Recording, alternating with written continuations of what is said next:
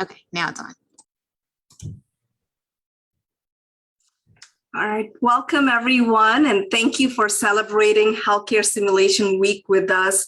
Today we're going to be talking about the future of nursing and healthcare simulation. And we've brought together a wonderful, diverse panel of simulation experts to discuss hot topics on the horizon. And these topics include like innovation and technology, the impact of COVID-19, diversity, equity, and inclusion in simulation, and more. Today's event is hosted by our new Center for Immersive Learning and Digital Innovation at the Johns Hopkins School of Nursing, and I'm Dr. Vinci Aphandian, the Assistant Dean for Immersive Learning and Digital Innovation and the Center Director. So I want to take this time to introduce our panelists. I have Dr. Kristen Brown here on the panel.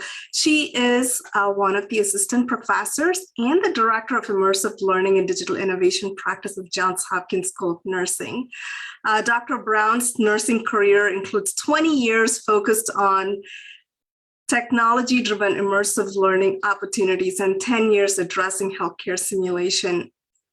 She's also the Advanced Practice Simulation Coordinator, where she established a comprehensive simulation program for doctorally prepared advanced practice education in simulation strategic projects led by Johns Hopkins Medicine Simulation Center.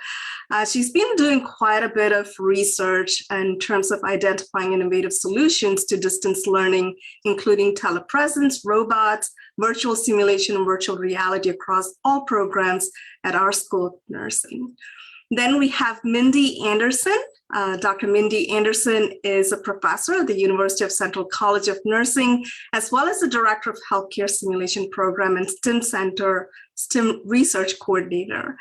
Her latest areas of research focus include virtual augmented realities and mixed realities and other simulation technologies, including telehealth simulation.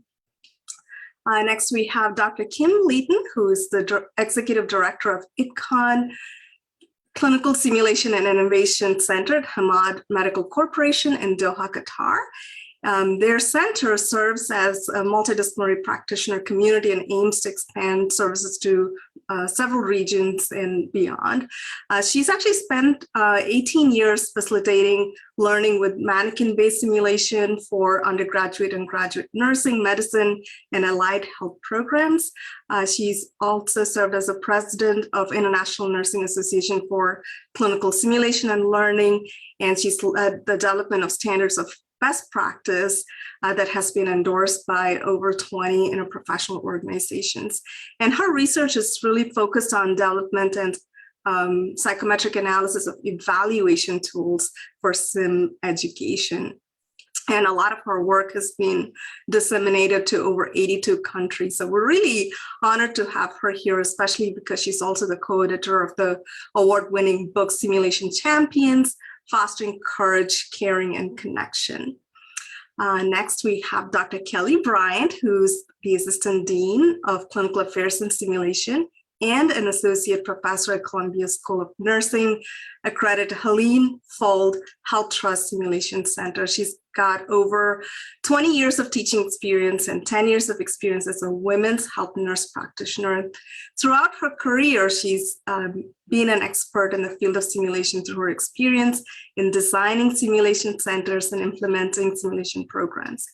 In her current role, she oversees the day-to-day operations and implementation of simulation-based education for all the graduate nursing and advanced practice nursing students. We also have Dr. Nancy Sullivan, who's an assistant professor and also the director of immersive learning program for the master's entry into practice cohort at the Johns Hopkins School of Nursing. And she is taking a leadership in integrating and managing simulation experiences into the pre-licensure program at our school. And her research focuses on the use of simulation in education in both academia and practice.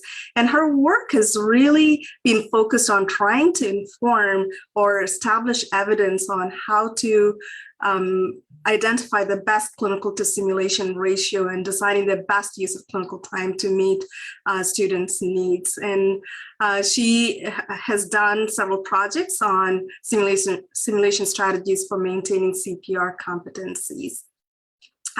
We also have Dr. Desiree Diaz, who's internationally recognized scholar, researcher, and associate professor at the University of Central Florida College of Nursing. She's been a nurse educator for 17 years and was one of the first 20 people in the world to be an advanced certified healthcare simulation educator.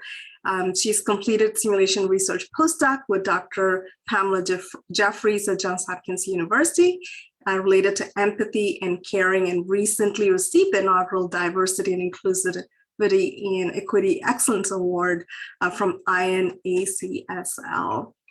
So with that introduction, I'm really excited and very grateful to each one of you for joining us on the panel today.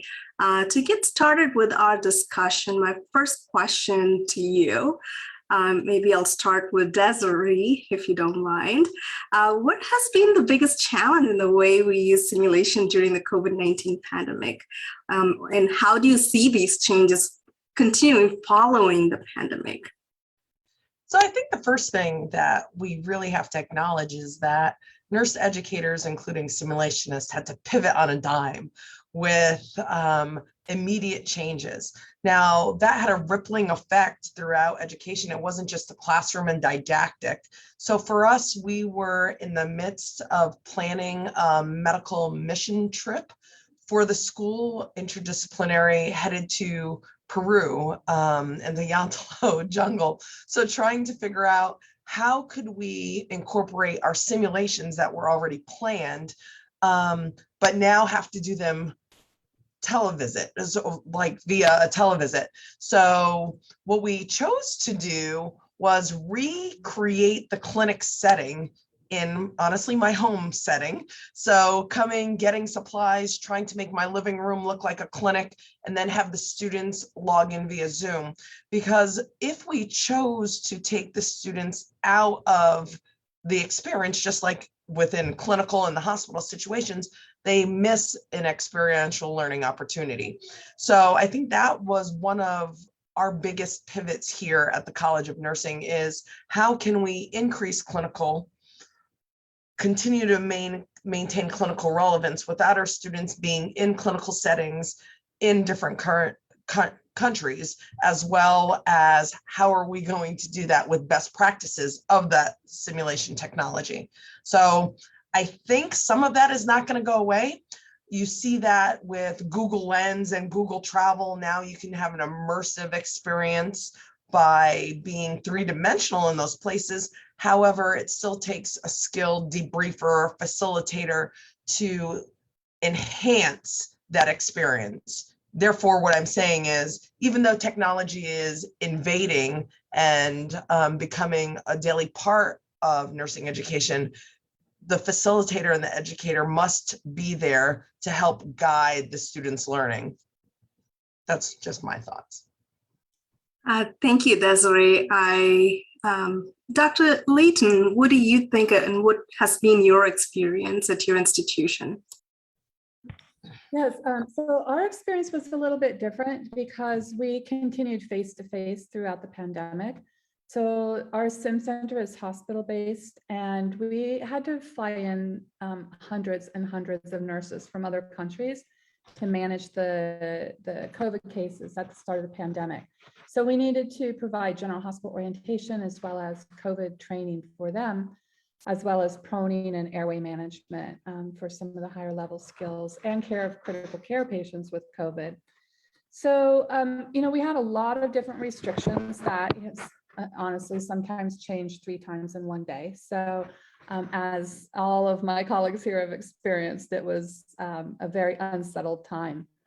But we managed to remain face-to-face throughout. We used the face masks. For a while, we wore the face shields. Then we stopped because we weren't doing aerosol producing procedures.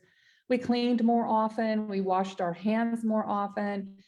We really worked on conserving our supplies. And then, we had decreased room capacity because of social distancing. So that further decreased our group size, which has always been the challenge, especially with mannequin-based simulation, is having these small groups. But we figured it out. We've all figured it out during the pandemic. So there's a lot of these types of changes that I'm excited about. I mean, I hope we never have to go back to reminding our doctors and nurses to wash their hands, because it certainly should be a good habit by now. And managing our supplies and using them more conservatively, keeping our environment clean. I mean, those are really foundational, fundamental things that can and should continue when this is a little further behind us. Thank you, Dr. Lighton. It just highlights what a spectrum we have in terms of utilizing simulation during the pandemic, from continuing face-to-face to completely going online. Does anyone else want to share your experience? Our experience here at Hopkins was similar to Desiree's experience, where we stopped our face-to-face briefly and then renewed it again in the summer of 2020. In the spring of 2020, we stopped things and did a lot of things virtually. Found out that some things really don't work virtually, but then we were able to start it back up again, and it was such a pleasure to have students come back in face-to-face, and the students loved it, which really points out to me very starkly that students they want to be in and interact with each other and do the skills together. They prefer that to being online. But the other thing I want to zero in on is another thing that Desiree said was that we can do all sorts of virtual activities. And I think Kristen Brown, Dr. Brown would agree with this, but you cannot do away with the debriefing. You cannot do away with the facilitator and the debriefing. And that really is very important, because I think sometimes that was lost. Students were given virtual activities that they didn't have all of the components that we think are very important in simulation. So that whole key point of having the facilitator, a skilled facilitator, doing a debrief. And I think Dr. Brown will talk about this a little bit more, but when we started doing virtual, that was a key thing that she wanted to make sure that we maintained with our virtual experiences. Thank you, Dr. Sullivan. I think you're speaking a lot about what the master's entry into nursing students were doing, but I think it was slightly different experience for our doctorally prepared or DNP advanced practice students. Because I was teaching one of the courses where I had to take the whole advanced health assessment online, and my son and my husband became the standardized patients, and we had to demonstrate on them and show. So kind of like what Dr. Diaz was sharing, we had to improvise to make that work and still do some of this facilitating and debriefing online as well. But I know that with COVID-19, we also did pivoting in terms of bringing technology into our school. So maybe I'll ask Dr. Brown to speak about some of the unique changes that we made at our school. Thank you, Dr. Pantana. Thank you for this great panel. And I just want to say to Society Simulation Healthcare for hosting and recognizing sim educators this week. It's really important that we celebrate what we're all doing. It was really interesting because I think prior to the pandemic, we all knew that we had to start to look at different modes of delivering simulation and how do we reach distance learners and how do we reach people at a global level. And, we were fortunate at Johns Hopkins School of Nursing that our former Dean, Dean Davidson, was really forward thinking and was really pushing and really encouraged us to look at other avenues. So prior to the pandemic, we had started to look for a way to incorporate more screen-based virtual sim and virtual reality into our programs.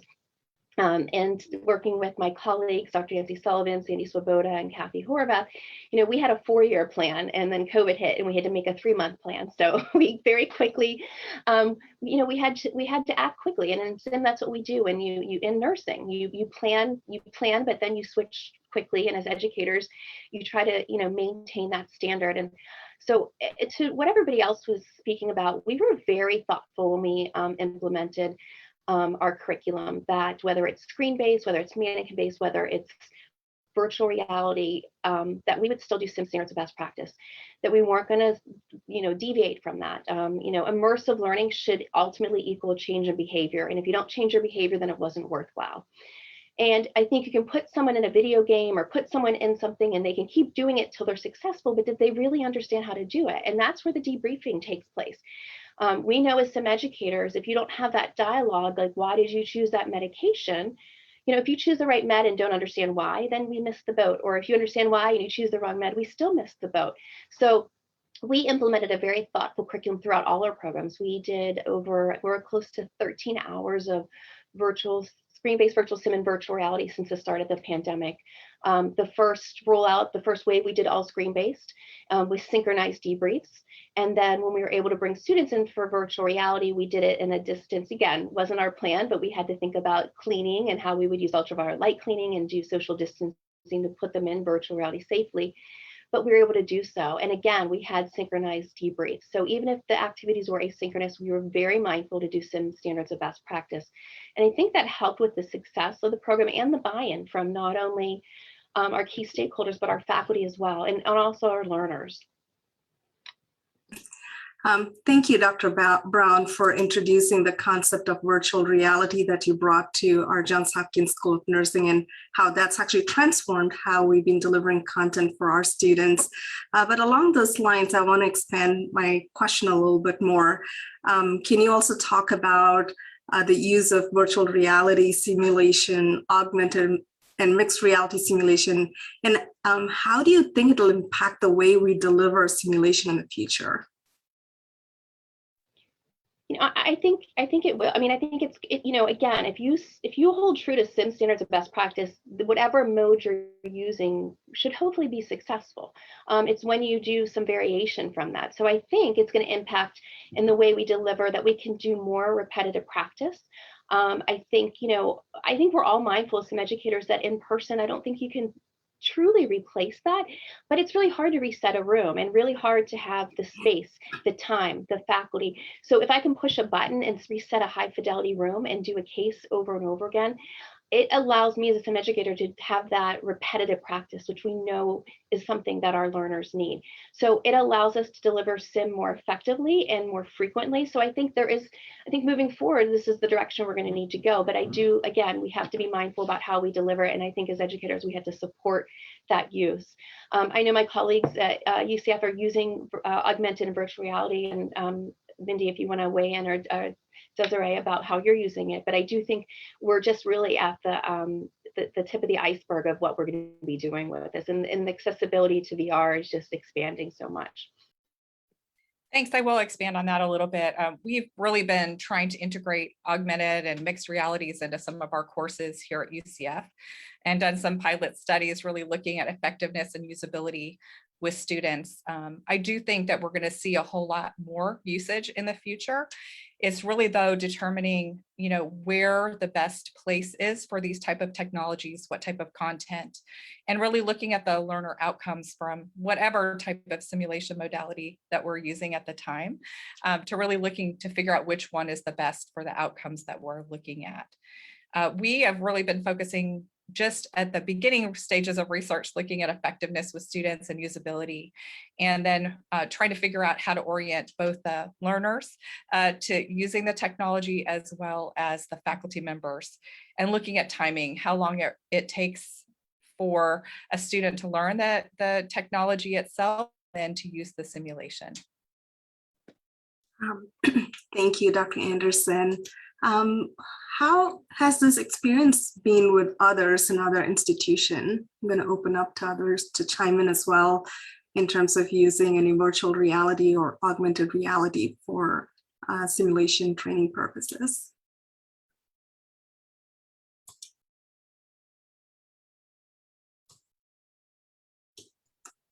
I think one of the things we just need to touch on before we go on to another topic is when you're using AR, VR, XR, any of those modalities, there's sometimes an assumption that the younger generation coming in is aware of how these technologies work. And that's an assumption I myself have made. And not necessarily are all of them gamers and know how to function within that virtual environment. So one of our biggest takeaways was making sure that they do the orientation. How do you interact in that environment? Which again, we weren't aware of prior to starting. So really thinking through the application. Mhm. Dr. Diaz, to your point, and that was one of the biggest things, like when we were looking at vendors, one of our challenges was, at the time, we're not asking students to have virtual reality headsets. So we wanted a company that we could do the three things we're looking for: multiplayer functionality, screen-based, or virtual reality. But when we do the screen-based, we couldn't ask students to buy some special computer. So we had to make sure it met the specifications that our school requires, that we're not asking for anything additional. I think eventually the headsets, the cost will go down and people will be able to do this, at their house. Obviously, they're coming in for virtual reality right now, but also looking at our students with disabilities and how are we making sure that we're offering something that they can do, or is there an alternative, is there a backup? If you're doing virtual reality, are they getting dizzy? Do you have a second plan? So we have to, again, like we're all saying, really thinking about the implementation. And to Mindy's point, looking at the usability, looking at the effectiveness. We have Dr. Layton here who's really, the pioneer of looking at comparing clinical sites, like looking at traditional sim and clinical, and that's like what our big studies we look at in sim, and she's expanded now to the CLEX 2.0 to look at the first virtual sites. So now we're using that tool to see, is there a difference? Is there a change versus in-person to traditional sim to a virtual sim? And I'd love for Dr. Layton to weigh in on some of her current research too. We did do this study. We converted the CLEX to the CLEX 2.0 right at the start of the pandemic, because we really felt that we needed to capture what was happening at that moment in time. So we collected data over a 3-month period, and overwhelmingly 100% of the items were poorly met for the screen-based simulation environment, which really it shouldn't be a surprise to anybody, because at the beginning of the pandemic, people were putting simulation online. They were given 2 days, 1 day, spring break. Here's your spring break. Put everything that you've learned to do online in 48 hours or less. And we didn't teach people how to teach online. So, back when we first started doing mannequin-based simulation, we pulled instructors from the skills lab. And when you think about how we teach in simulation versus how we teach in skills lab, they're almost diametrically opposed, right? They're not the same at all. And so just because we can teach well with simulation of any modality doesn't mean that we're automatically going to know how to put it online. So I'm excited, Kristen, because you guys have also been working with this and evaluating it. So I think we're going to see, like all of simulation, that the facilitators have to be educated and trained in how to use this pedagogy, no matter what type we use. Mhm. Thank you, Dr. Layton. I want to kind of circle back to what you and Dr. Sullivan shared in terms of your experience. I know that the pandemic has starkly revealed issues with the availability of clinical sites. What are your thoughts on reimagining clinical nursing education in terms of clinical time versus lab time versus simulation time? Maybe Dr. Sullivan, if you want to get started, and I'll request Dr. Layton to follow. Sure. Very interestingly, we completed a study with a group of simulation educators in 2018 or 2019, where we compared the simulation and traditional or supervised clinical environment. And what we found was, I don't think to any of us on the panel was a surprise. The simulation environment, the students did more in far less time. And the activities that they did were of I don't know how to say it, higher value in terms of whether it was application and actually independently applying their knowledge. So they did more of that in sim than they did in supervised clinical. So for us, it wasn't really a surprise, but we just wanted to get it down on paper. And that was one of the ways that we wanted to start looking at that clinical to simulation ratio. I think going into the future, we're going to need to really bring that into play. And one of the things that is really evident, as Dr. Pandian said, we're having problems finding clinical sites. And in the clinical sites, there are limitations on what students can do, what patients they can see.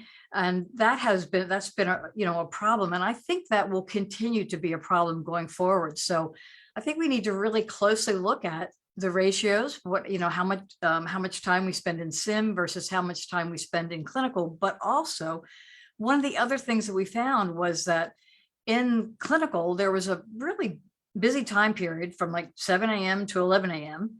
And then once we hit 11 a.m., it was like the students were kind of roaming the hallways. And I don't mean to say that sounds like it was very unstructured, but they were looking for things to do. And so I think we need to really look at that. How do we use the clinical environment? There are certain things that you cannot duplicate in sim in terms of working with a team, working with providers, actually touching and speaking to your patients. You can't duplicate that in sim. So we have to really thoughtfully think about what are we going to do with the clinical environment? How are we going to use it? When are we going to send students in? I think the 7 to 3 might have to go away. And we might need to really look at very targeted experiences, and then not just provide the students with a patient assignment, but provide them with activities that they need to look for and accomplish when they're in the clinical environment. This is a dialogue that as clinical educators and nursing educators, we're going to really need to pursue in the future to really make sure that we optimize that clinical experience that we have for our students.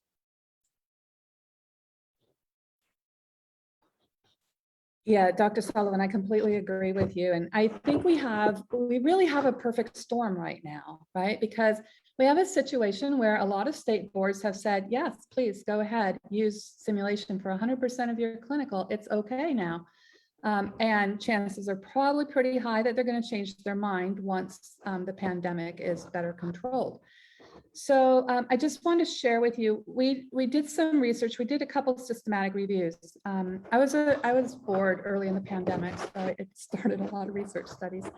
But we did a systematic review looking for learning outcomes related to traditional clinical education. And, I won't put you in suspense, but it was what we call an empty review. We found no research in the literature that supported that what we've been doing for over 100 years is remotely effective.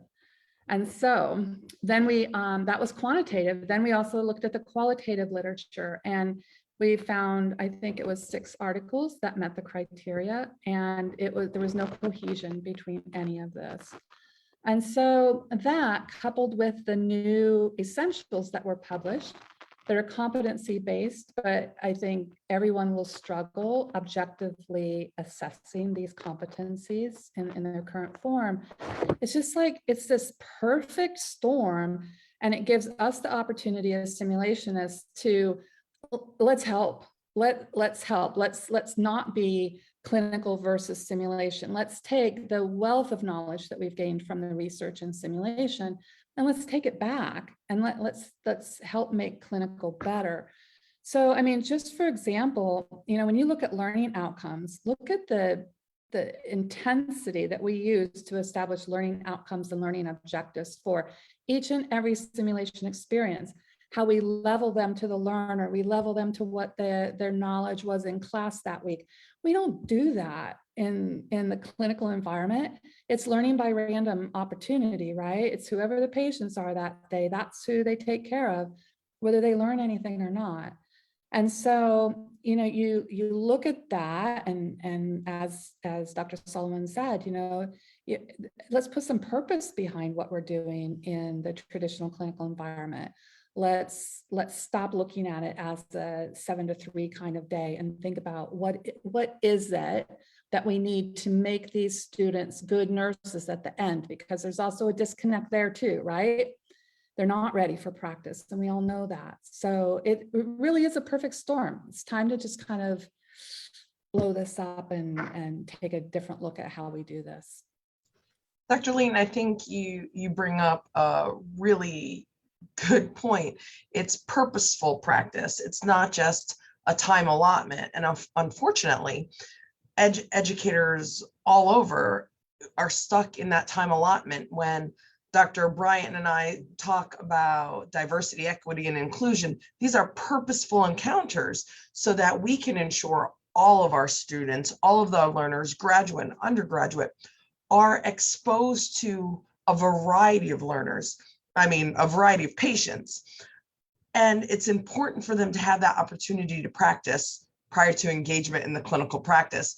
They can explore their own beliefs, their own biases, their own assumptions. And assumptions are one of the number one things we should be looking at in our debriefs. So I think that's a great point of when you said that it's not just about going to clinical 7 to 3, like Dr. Sullivan said, or with you, it's random, whoever we happen to see, but really looking at social determinants of health. Who is in our community that we need to be practicing in a simulated environment prior to there? And maybe we can start to tackle healthcare disparities if we start to educate with that lens versus quantity, not quality. But Thank you, Dr. Diaz, for bringing that topic about diversity and equity. And I think I'm going to pose this question to every one of you, so if each of you can take a turn to talk about how can we, or what can we do as simulation educators to incorporate diversity, equity, and inclusion in simulation? Maybe I'll ask Dr. Bryant to get started with that. All right. Oh, hot topic. Yes. So some things are simple. I would challenge all of us. Look at your simulation center, your setting. How many mannequins of color do you have in your simulation center? Look at your task trainers. Do you have a variety of different skin tones? I know that some of the vendors, don't have them available for all the task trainers, but a lot of them do. Do you have medium? Do you have light? Do you have dark tones? What about your pictures, your paintings, taking a look at that? So that's the first step, just making sure you have diversity within your simulation center. The other thing is, let's look at our scenarios and our cases. Our cases, sometimes we pick these very stereotypical cases. I was joking with Desiree, if I see one more case of an African-American, overweight, high blood pressure, diabetes, and we're perpetuating those biases when we write these cases like this. So are our cases diverse? Do we have different cases that address people that maybe come from low socioeconomic status? Do we have cases where the patient may be transgender or from the LGBTQ community? Do we have cases where the person has different abilities? They may have visual impairments, hearing impairments, looking at different ages. I think we're pretty good at different ages, races, ethnicity, culture, spiritual backgrounds, incorporating that into our cases and making sure they're meaningful also. For us, we always have an assignment, a pre-simulation assignment, making sure one of those questions address that from the scenario. The other thing we can do is, are we incorporating any kind of anti-bias training for our students? We can do that through our simulation. Maybe some of the scenarios just focus on a situation, because I can tell you, we've had a workshop and students gave me example after example of biases they see in the clinical setting. So let's talk about it. And what is your role as an upstander? So you're sitting here watching it. Instead of just watching it and being quiet, what can you do to help address it and be an advocate for your patient? Let's have some of those scenarios. So those are just some of my suggestions.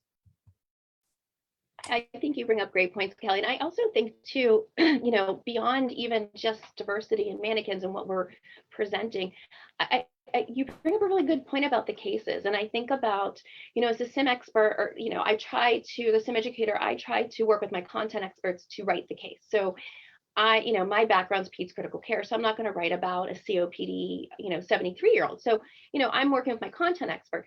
But I think about this too, like, why aren't we having someone look from the lens of the case? It might be two white women writing about a Black male case. And so there's no perspective. And so I actually think we need to go back to the way we even think about, we reach out to a content expert to write the case, but we should reach out to someone with some cultural background or some, we're writing these standardized patient scripts. And you're right, because there's a lot of bias and there's a lot of things that we think we should throw in, but that's not really doing anybody any service. So I think, being mindful as we go forward and how we're writing these sims, or even the sims we have now, how do we look at them through a lens of somebody else from the shoes they walk in. So I think that's really important, because I think that's something that's got lost along the way. We focus on content and that expert, but there's really a whole other side of this. We're trying to humanize and make this, whether it's a mannequin case or a standardized patient case, come to life. And so I think that's something that as sim educators, we can start to focus on as well. I think when we start to look at it, we have to press and push forward in that graduate education level. I mean, we know the accrediting bodies don't look at simulation for clinical replacement. It's an added effect. Well, at what point are we going to decide as a group of practitioners or as a profession that simulation is important? Because how can I practice doing an interview, a social medical interview on a patient of a different culture? It's very different doing interviews on social health history on a 65-year-old man from Pakistan than it is from a 65-year-old white American woman down the road. How can I practice the different nuances and skills, even when you're talking about presencing? How close do I get? What do I need to do before I interact and even put my stethoscope on? What are some of those skills that in the past, we all hated the term soft skills, but they're really the most important skills. It's what decreases healthcare bias. Sorry, I get passionate and start talking loud. Decreases access to healthcare, because we know some of the reasons that people don't return are because of their interactions with their provider on the time they do receive health.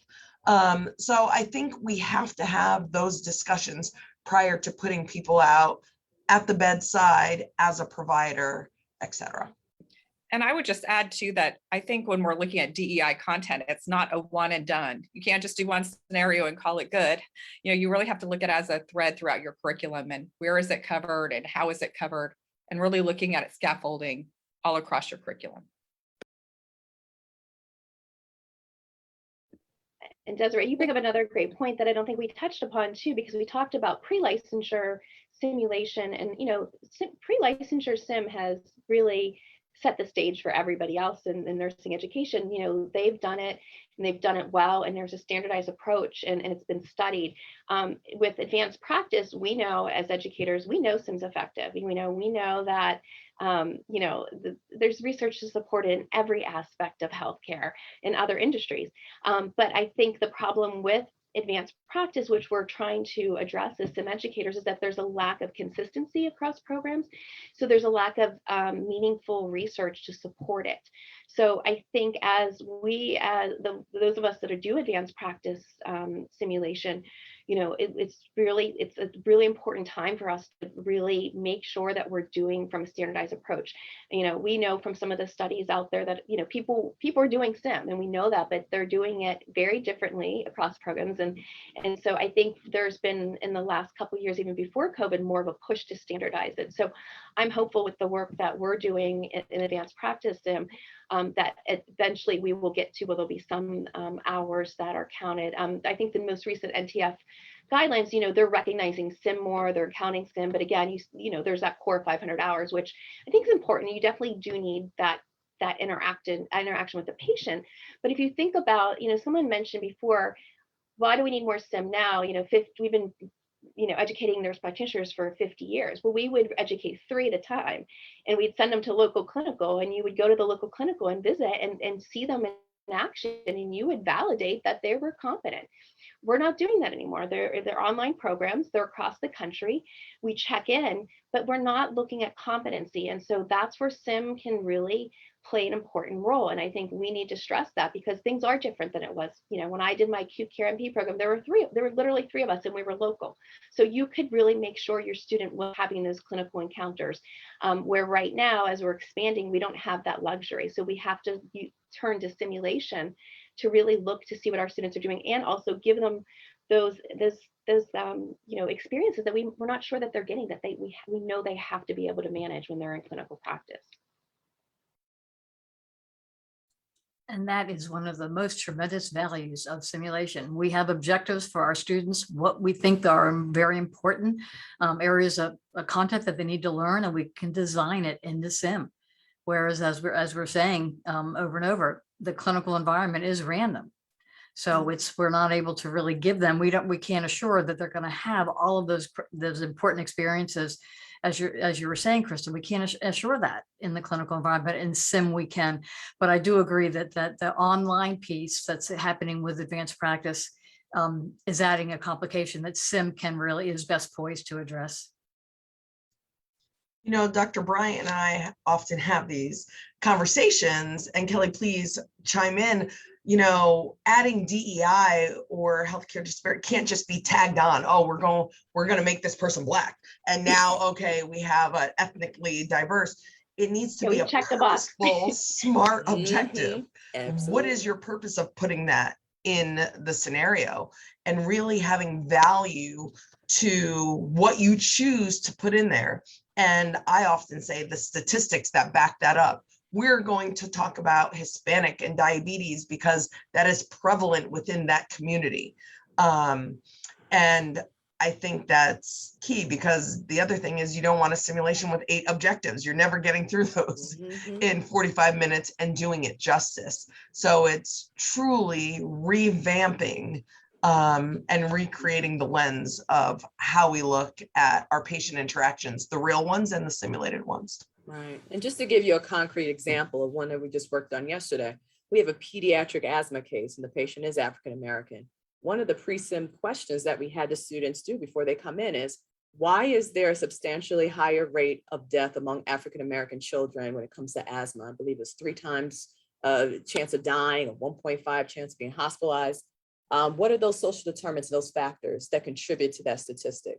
So it really gets them to think about it, because so many of our students think, you know, you're this race, so you're just more prone to it. Don't know why, but a lot of these, genetic, these diseases are not related to genes. They're related to the social determinants of health and other reasons. So getting those students to really concentrate on that versus just, you're just at risk because you're Black or because you're, Latino.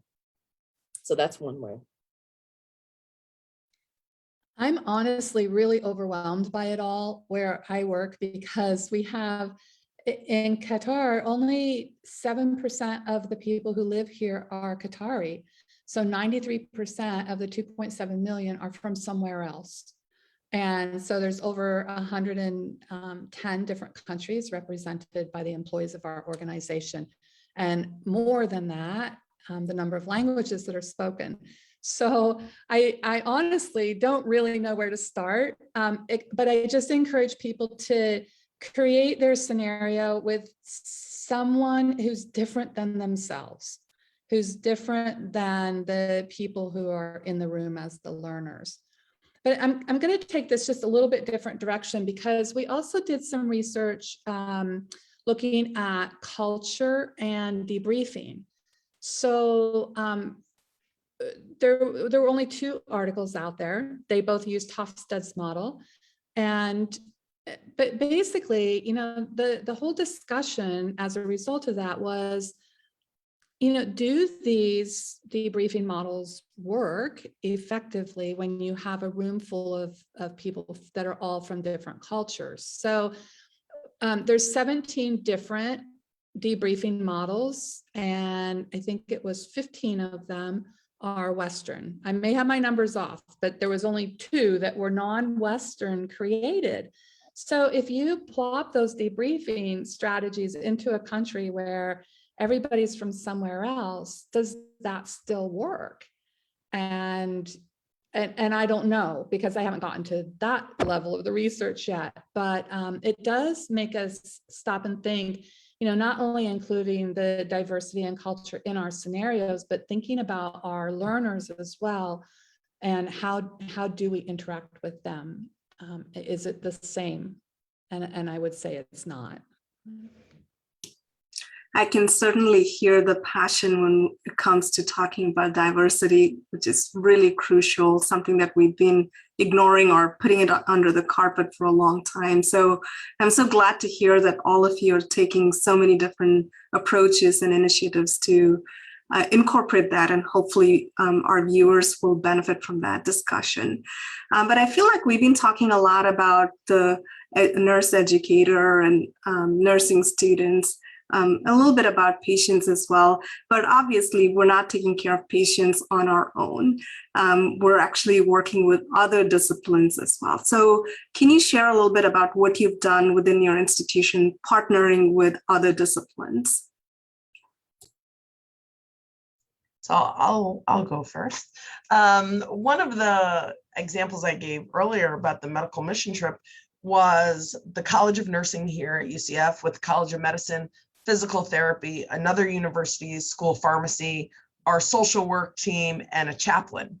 So imagine having those simulations, and it's not just different countries, Dr. Leighton, that might interact differently in the debrief. Different disciplines may not be used to our models of not just Socratic questioning, cold calling. So lawyers are used to being cold called in class, but our students are, maybe med students aren't as used to that as to what the style is. So having to be able to adjust on your feet when it's an IPE simulation is really important, as well as some of our colleagues. So our peer educators in those disciplines, really important to have that discussion prior to the simulation.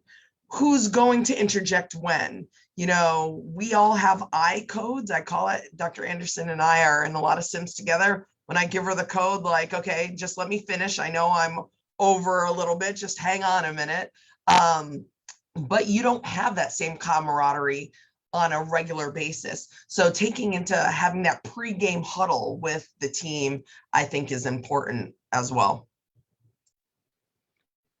Over the pandemic, and part of one of the things we're looking at, we partnered with the School of Medicine, and we're doing a study to do IP virtual reality cases like multiplayer, so that the learners can communicate with you can up to 100 learners in a scenario, and they can talk to each other and care for the patient. And so we're in the process of studying that, looking at usability, looking at the pre-brief, the debrief, and the scenario, but also looking at pre and post IPE, like what are their attitudes, and what did this affect their interprofessional education pre and post. But we do synchronized debriefs together as a team. And for me, coming from the hospital, and most of my education history was always hospital based, so I came from a very strong IP background. So I'm used to that, but I think you guys bring up a great point, because not everybody's used to that. And I think it goes back to our SIM principles of, making sure that everybody understands what the debriefing is going to look like. Like I do a lot of RCDP, rapid cycle practice. That's a very different technique, and it can be very hard to take some of that. So you have to really make sure that that is understood, and that that you are setting the stage for whatever the learner is, of how you're going to kind of pull that information from them, and that you're there as their coach, and this is, safe environment, all the things that we know. But I think it's important, especially when you're doing IP, and especially when you have people from different backgrounds or different culture, and maybe they don't really understand the way that you're going to go about the questioning. But I do think using a tool like virtual reality and screen-based virtual sims for multiplayer is something that we're going to be able to expand upon, and we're going to reach a global audience. I think this is something that, again, I was very mindful to do it in a way that we did a structured pre-brief, a structured synchronous debrief. And no matter where they are, they need to come together and do a debrief. And so I'm hopeful the results from the study will kind of steer how we can set the stage to continue doing this in the future. I wanted to add real quickly that I think we, as schools, we also need to look internally, because not everybody has access to other disciplines. So really looking at interprofessional simulation as well. I know we've done a lot of studies with our pre-licensure nursing students, along with graduate nursing students, our advanced practice students, and they still get really good experiences out of those types of scenarios. Thank you. I see that we have Dr. Jennifer Arnold join us. Thank you for joining us. We have about 4 minutes left, but I'll take this opportunity to ask the next question to her. What can we do as simulation educators to continue to impact patient safety in the future?